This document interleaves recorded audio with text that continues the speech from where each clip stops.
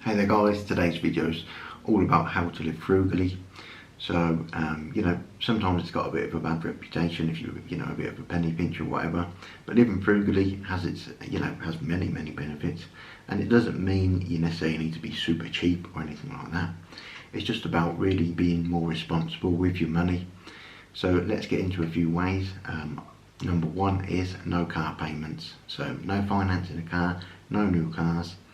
Buy cars that are cheap, that are a few years old, second hand, and that are reliable. So cars like Toyota, for example, are very well known to being reliable. You're not going to have a huge amount of repairs there to do, especially if the car's around 2-3 years old. Then it's lost a lot of its initial sort of value. It's reduced a lot in price, but the car is still pretty solid, and it won't be causing you any major financial headaches or anything like that. So number one is second-hand cars. You don't want to be financing a car. You definitely don't want to be leasing a car. The only reason that I would ever suggest leasing a car is if it's for a business, just because it can be a tax write-off then, and you'll get you'll keep having new cars and things. So in that way it's worth it. If you have a business that makes money and you've got a lot of tax to pay, you can use leasing as a way to reduce that tax bill there. So leasing only if you've got a business and you're earning enough that it warrants that sort of those sort of tax savings. So number two is on food. Most people massively overspend on food. A huge percentage of all the food we buy is thrown out. So the way to avoid this really is to plan ahead, is to think, what are you going to cook, what meals you're going to make for the month, or you can do it on a weekly basis to make it easier. And then you'll just go to the supermarket once and you'll buy everything you need for the week. And you need to think it out, otherwise you're just going to be getting random things, different items that are not even going to be able to make a meal together. All different sort of a mishmash of different items, different foods that don't really combine, that you're not going to be able to cook everything together with. So you need to plan out your meals, plan out what different the makeup of the meal, your carbs, your vegetables, your protein, things like that. Just so you're not buying a lot of food that ends up being wasted, going out of date but need to be thrown away. If you plan your meals out, you'll be able to save probably at least 30-40% on your typical food bill.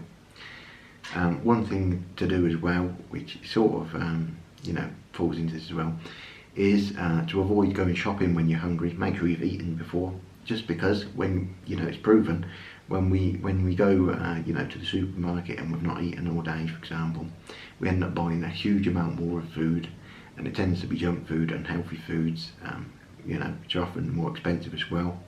So that's one way to just make sure that you're not going crazy with shopping there. Now, sort of falling into this category as well is obviously eating out. You need to reduce the amount you eat out. Completely cut it out if possible. Eating out is a huge expense. Obviously, food and drinks in particular have a huge markup. Eating out once a month is not going to, affect you hugely financially, but there are many people that just don't prepare their meals. They end up going to work, and what ends up happening, they're starving. There's, what are they going to eat? And they buy, fast food, food from a restaurant or whatever. So, that's a huge expense, especially if you do this regularly. It'll be costing you, hundreds of dollars a month. So that's an easy way to spend. Things like coffees as well, as I always say about Starbucks, $5 a day on one coffee. That's, about, how much are we talking here? In 10 days, that's $50. In a month, you're looking at around about probably 150 up to about 180 just for one coffee.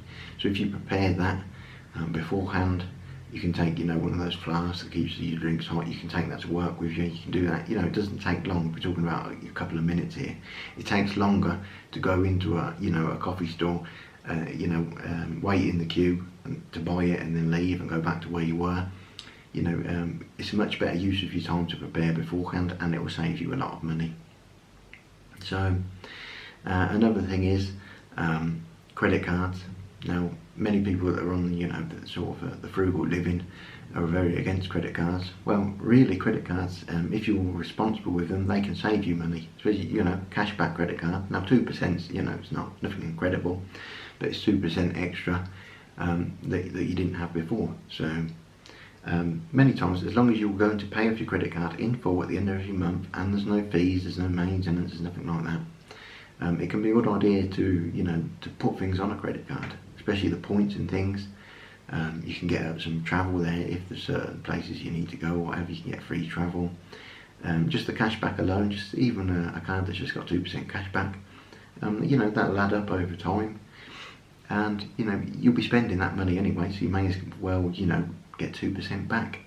So as long as you use and spend responsibly with credit cards, they can be very good to help you save a little bit extra. So not a bad thing to use credit cards as long as you're paying them off. You never want to carry a balance. Just make sure you're always paying them off.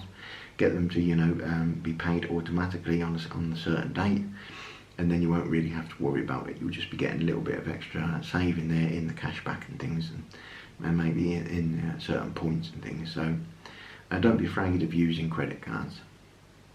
Now, one point that's important, with living more frugally and things as well, is new things that you'll buy. You'll need to buy things. We always need stuff. You know how it is. You need new clothes. Maybe you get fat, maybe you lose weight. You need new clothes. You can save a lot of money depending on where you shop. H&M's cheap. It's good clothes. They'll last you a couple of years, and for the price, it's fine that they just last that long.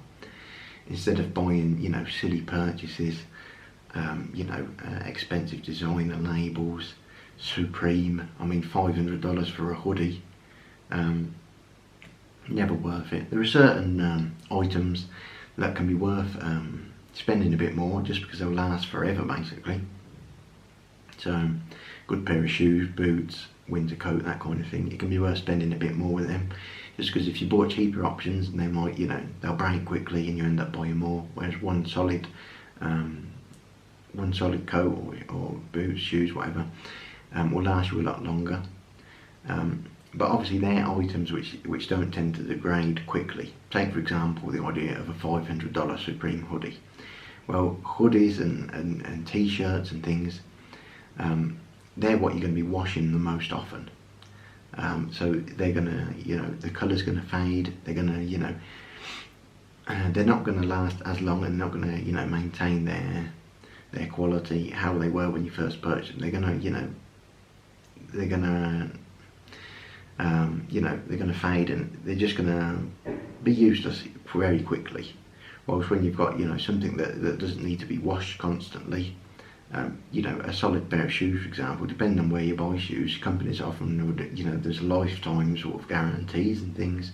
They'll repair them. You send the items back, they'll repair them free of charge. Just pay, the shipping or delivery, whatever. So sometimes it is worth buying items, but only on, sort of staple pieces that won't go out of style, that will last forever, that are very functional. A silly hoodie, never a good idea.